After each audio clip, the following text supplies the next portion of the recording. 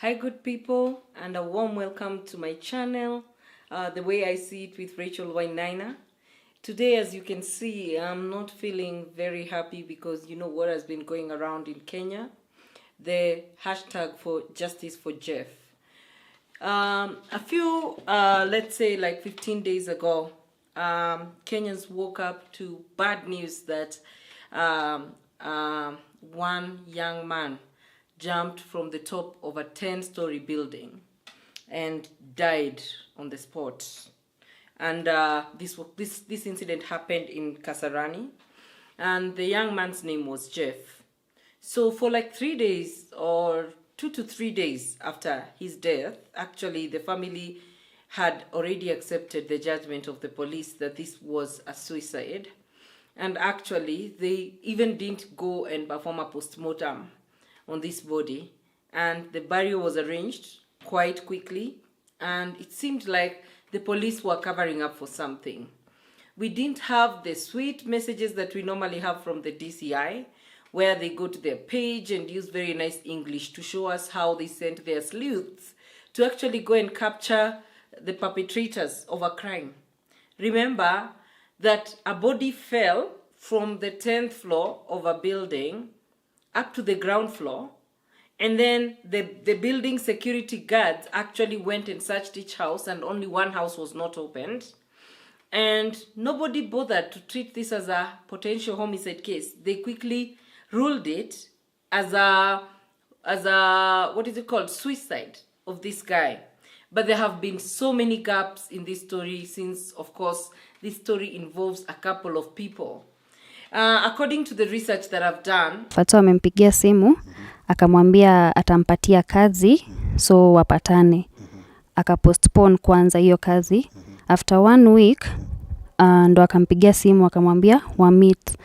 So asubuhi ndo akaniambia, asubuhi nikitoka kwa nyumba niliacha kama amelala, mimi nikaenda job. So kitu 6 nikimpigia simu ndo nimwambia ndo natoka job juu alikuwa amezoea kunikujia kwa stage nikitoka job. Akaniambia hata siko home, niko Kiambu Road, tuko na kina DJ Fatso, tuko na kina Mtano, na sasa tuko na kina DJ Fatso ndo tumetoka Bliss, tuko huku Kiambu Road. Nikamwambia ni sawa, haina shida, wewe utanipata home, basi nimeendanga home. So venye nilifika home akanicall tena. Akaniambia hata tuko Quiver, DJ Fatso ametubaia mzinga ya Hennessy, ndo tunakunywa huku hivi. Akaniambia ni sawa. So after kitu kama every 20 minutes alikuwa ananipigia simu, but alikuwa ananipigia simu akiwa kwa Lu, hakuwa ananipigia mbele ya kina DJ Fatso. Ananipigia ananiambia hadi ndo tunachapa hiyo deal, kila kitu vile iko. Yeah. Ilikuwa ni deal aina gani? Ilikuwa deal ya mara kwanza alikuwa ameniambia hajui ni deal gani, lakini sasa before alikuwa ameniambia ni ya kudesign maduka juu alikuwa na shop, alikuwa amedesign huko Roysambu. So DJ Fatso alikuwa amekuja kwa hiyo shop, akaona iko smart na akasema anaweza mpatia job. Yeah. So ilikuwa ni kazi ya kudesign ma shops? Ilikuwa kazi ya kudesign maduka. I've been able to identify that DJ Fatso had actually given a job to this Jeff, and Jeff was so excited because first, when you're given a job for interior design by a celebrity, of course you'll be excited, and because they've worked before. Actually, from what we got from Jeff's girlfriend is that these guys have actually worked before together in designing another shop. So the relationship between Jeff and DJ Fatso was actually, and I can understand, very professional. And you know, sometimes when you go and meet your client and you actually want to go out with them, have fun, so that you can like bond and, you know, cement on the friendship, that's not a bad thing. And I think that's what Jeff did that night. One of the things that has come out since this whole issue started is that in the beginning, we had very scanty information. The first thing that caught the attention of Kenyans was when Muthiora, like a blogger on Facebook, actually woke up one morning, and I think he's very good in forensics, and he was able to use the metadata of some photos that DJ Fatso had sent some people, and he was able to regenerate some of these very disturbing photos. He was able to put a photo on his Facebook page that actually showed that this guy was actually dead in a house. He was in a house. The video we see is of body parts flying left, right, and center. Like when we see the fall. But what we see in that photo that was posted by blogger Muthiora is that this guy actually, when he was in the house, he had been beaten badly. His face is already disfigured in the house. And then you're asking yourself, how do friends do this to each other? You can't tell me that at around, it was around, let me just check the right time. It was around 3:37 a.m. when they arrived to this building. This building has CCTV. So I think the police were even able to get all this CCTV footage and be able to see the actions of these guys. And these actions were suspicious. And the funny thing that I concluded, I was watching a lot of these videos yesterday and just researching this information. And I was able to understand that actually it's like Jeff was feeling something is off. Akaniambia ni sawa. So after kitu kama every 20 minutes alikuwa ananipigia simu, but alikuwa ananipigia simu akiwa kwa Lu, hakuwa ananipigia mbele ya kina DJ Fatso. There's no way you can be texting your mom, sending your mom audio messages and doing all these things all these times, even in the wee hours of the night, if there's nothing that you're fearing, He was constantly in communication with his girlfriend, who was in another place, like in their house. I think he lived with his girlfriend, this Jeff. And so his girlfriend was talking to him, and up until around 3-something, 3-something a.m. And this guy he's alleged to have been killed around 4 or 5 a.m. that morning. And when DJ Facto and this guy left the bar, because they were club hopping, and I hear the last place they were is at Quivers, and then now they came home. The CCTV captured them entering, and when they got in, it was actually DJ Facto, this guy called Jeff, and his cousin, DJ Facto's cousin, and they had some ladies with them. I hear it was 3 ladies, but what I've seen in the photos is 2 ladies that were there. So imagine these 2 ladies that were also there. And they were also recorded on a video, actually, at some point, being in the house by allegedly Jeff, because Jeff was trying to confirm to his mom and to his girlfriend that he's okay in that house. But I don't know, because I've not seen the CCTV footage, whether there was sound and they could really hear it's Jeff, or it was a cover-up for a crime that had happened. And many people have been saying that this whole issue is actually connected with homosexuality, and maybe this guy was raped, and maybe he escaped. But guys, CCTV cameras only capturing him landing on the ground floor from the singer's house. Detectives on Friday were trying to establish whether Mwathi actually fell from the window or he fell from the rooftop, as it looks impossible for someone to fit into the window frame. Jeff had been in DJ Factso's. Wow. Have you seen the window which allegedly Jeff squeezed himself in to actually be able to go to jump and kill himself? It is impossible. There's so many things that don't add up in this story, and I'll tell you the things that don't add up, because you all know the news. If you want to know everything that happened, just follow Muthiora's page. Actually, he's called Muthiora. Let me just find his name real quick. Yeah, Muthiora X something. Let me just get it for you. Mwangi X Muthiora on Facebook. Just follow his page, and you'll be able to get a lot of information about what has been happening. This matter has attracted a lot of attention. First of all, you all know the person who was killed is actually a first, cousin. It's not even a cousin. It's a nephew of Samido, the popular musician. And of course, many politicians, Wamuratha, Karen Nyamo, and others have come out to condemn this, very bad thing. And yesterday we had demonstrations. Kenyans wanted even to go to the house of DJ Facto and give him the justice that he deserves. And it's true, there's a gap. Actually, personally, I'm joining Team Justice for Jeff. And this is because, first of all, the alibis don't work. I'll just go straight to the point. The alibis of these guys, where they were and what they were doing, they all don't work. Ask yourself a question. Why is it that it's a very big secret, like social media police had to actually go to great extent to actually even identify the name of the cousin to DJ Facto, who was in the house? Imagine you die or you disappear in a building in the company of all these people and nobody is giving information. These are all people of interest, persons of interest in his murder. Two guys, the driver and the cousin to this DJ, were left in the house. DJ Facto left.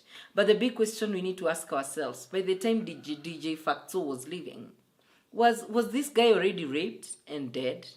And now they were just creating an alibi for the DJ so that he's not incriminated in this. So he thought of living with the ladies so that they can be exonerated from this crime. Nobody knows, because it was a house with 5 people, drunk people. You never know what happened. I went with Jeff to my house, and then I immediately left with 3 ladies. Then later, coming back after a few hours, finding that Jeff is not in the house and the others are there, I am the one who actually went with them to the police station to report that Jeff is missing. And then there is also this other issue that is going on. Yenye inapita kila mahali inasema, I didn't mourn the demise ya Jeff. I reached out. Hata mimi tu ndo mwenye niliambia familia yao about Jeff is no more. And I actually contacted them and told them I would have supported them, wazike mtoto wao na tushikanie na wao. So the alibis don't work. The alibi for DJ Facto has been contradicted so many times.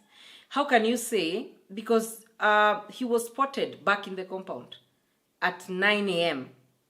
He went to the place where the body had been found.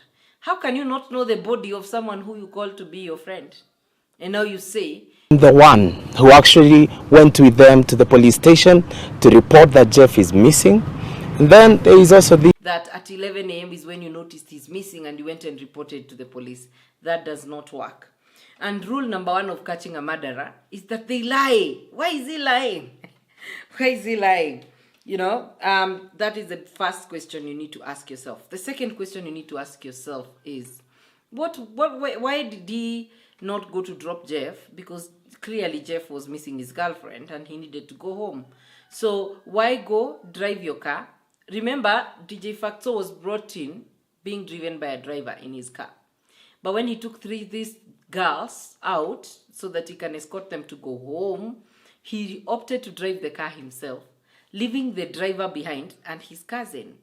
And at all that time, when you listen to the alibis, you tend not to see Jeff in the equation.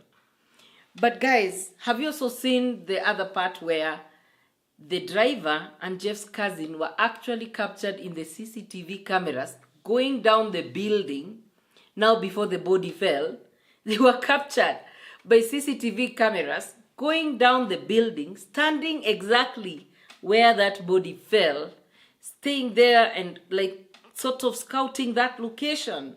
Then they go back up to their house, and then the body falls.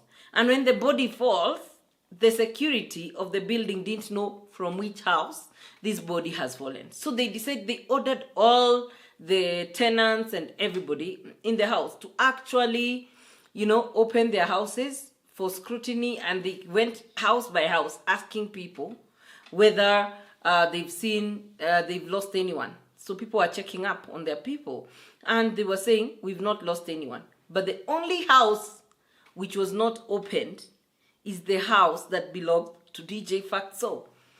And it's funny also how the security company could have bluntly ignored the fact that DJ Facto had left with 3 girls, but he had come in with so many other people, and they were drunk. These are people who came in at 3 a.m. in the morning, and they were drunk. And then now you tell us that DJ Facto is innocent. It seems even that security of that house, in my opinion, are not being honest. They would have suspected that that's the house.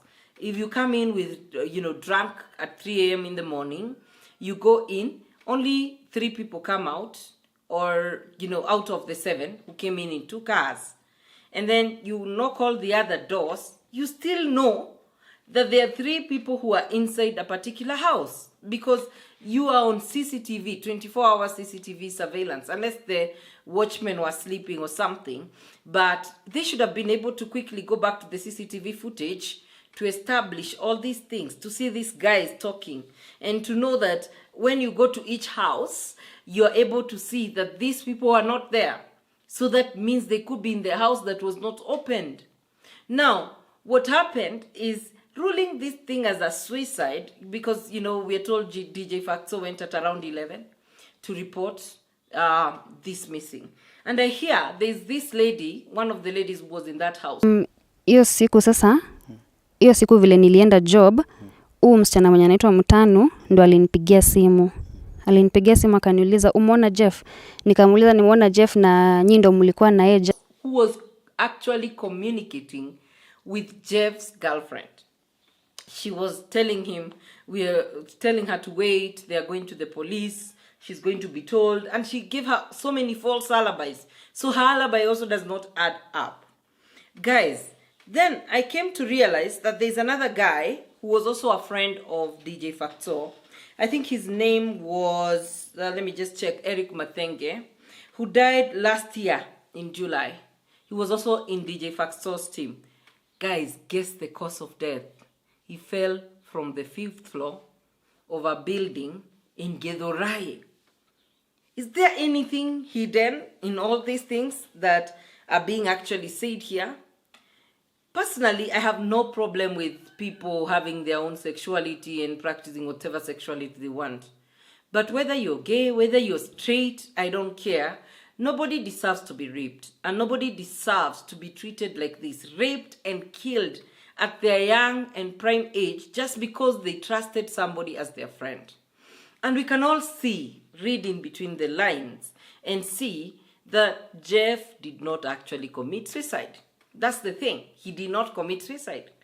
Because, first of all, it's like telling me my small window in my house that I can fit in between the grills, squeeze my head and commit suicide while there is a rooftop in that building. Does not make sense to me. And the funny thing that all the windows were closed. That is a very, very selling factor. All the windows were closed. So I just want to celebrate the hero of this whole story who went out of his way to risk his life, Muthiora. He has since then claimed that there are some people who are threatening his life. He's been receiving threatening messages. I think as soon as the day before yesterday, he actually put a post and said if he dies, Kenyans need to treat his children better. It is such a sad story. Sonko has intervened, has told all the witnesses and all the girls that were in that house to actually find refuge in his house, and he'll escort them to DCI headquarters to record their story. Clearly, there's something here. And what irritated me the most, you see the family is hurting.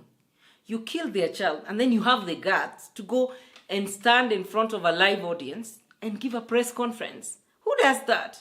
Remember, even when the police arrest you, you have the right to remain silent. The best defense system is to remain silent. This is a very big crime you're being accused of, murder.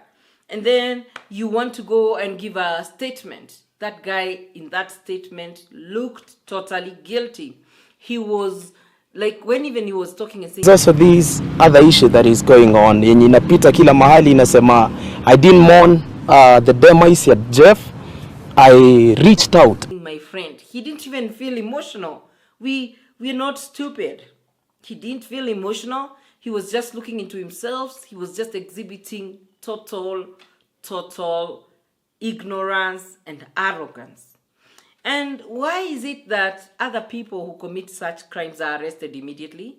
As that now we've not gotten good news that any suspect has been arrested in connection with this. Remember, the mother to Jeff went to the DCI yesterday with her lawyers. By the congratulations, Kenya, for supporting this. We have good lawyers that now are representing the Justice for Jeff movement. And we were able to see all these people accompanying the mother. The mother was grilled yesterday. The girlfriend was also grilled yesterday at the DCI headquarters. We've also seen the when the president, the Minister of Interior Security, Kindiki Kithure, actually ordered... After the Interior Cabinet Secretary Kithure Kindiki instructed DCI boss Mohamed Amin to conduct intensive investigations into the mysterious death of Jeff Mwathi, that the DCI take over this story. And now it's been taken over by the Homicide Department, and they visited the apartment. Since when they visited, they've not said anything. Kenyans are angry.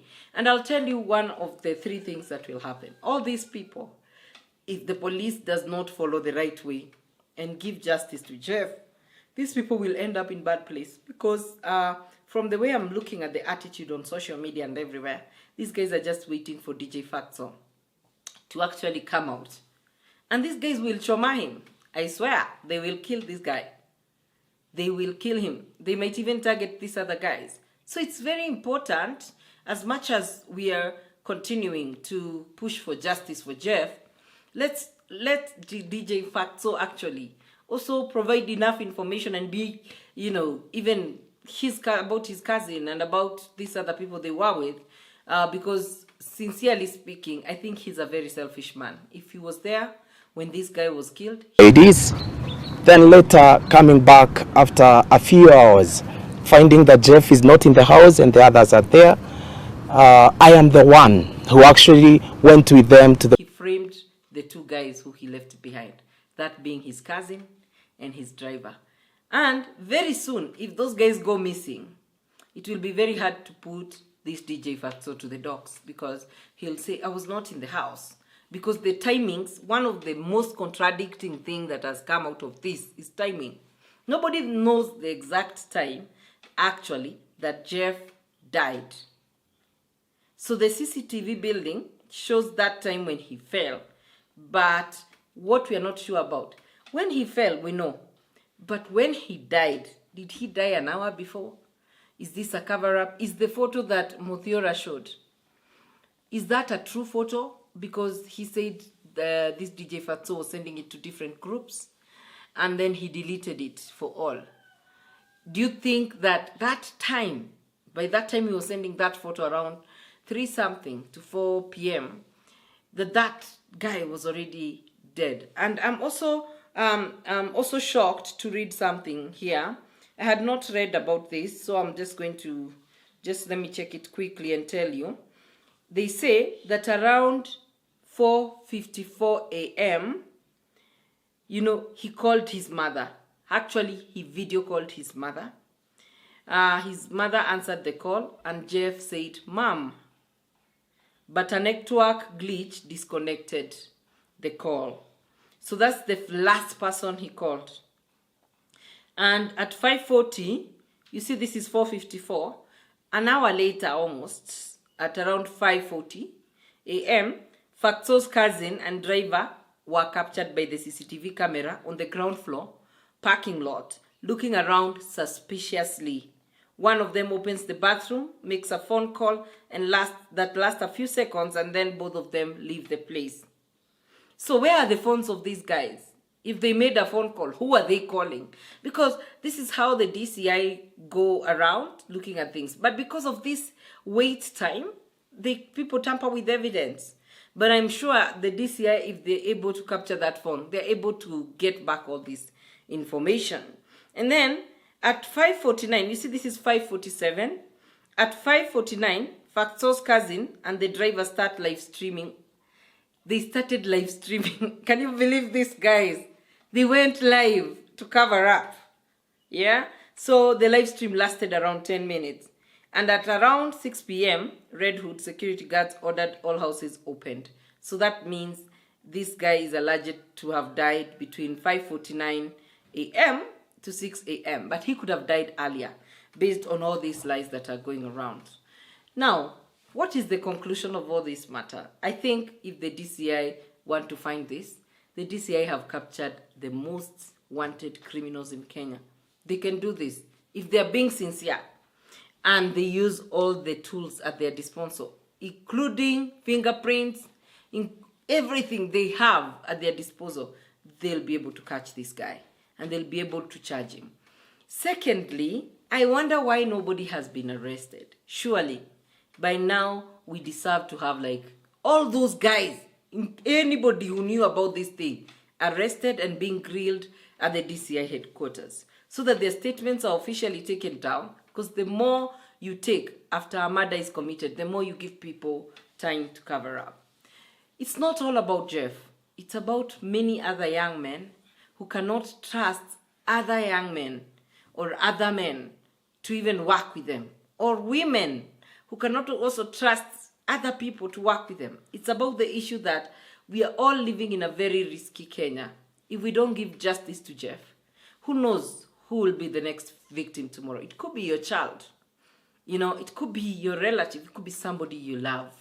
We need to follow up with this case. We need to keep that hashtag going until justice is served to this young man who deserved to live a longer life and who deserved to live a better life and who deserved everything good in life just like everyone else. No human being has a right to take away anybody's life. So with that said, that's just remember my opinion. I'm not a DCI, I'm not anyone. I'm just a Kenyan looking at things from all the information that has been put on social media. As an artist, I condemn this action being done by a Kenyan artist, a renowned Kenyan artist, who should be setting an example to other children. I'm not saying DJ Factso actually killed this guy. What I'm trying to say is there's so many gaps in the alibis. It is clear that Jeff did not commit suicide. And Kenyans are not stupid. We want justice. We want justice for Jeff. Let all Kenyans join hands. Let's not let this hashtag go down. Let's keep making content until justice is served. An arrest is made, and also follow up to see how the court process is ongoing, because as we've seen, there's a lot of compromise that has happened. And also big up to everybody who has supported this family financially in any way that you've supported this family, because nobody deserves to go through that pain. And to the mother of Jeff and their family, we really sympathize with you at this very sad moment, and we send you our condolences even as you continue to mourn your son. Take care, everybody, and until next time,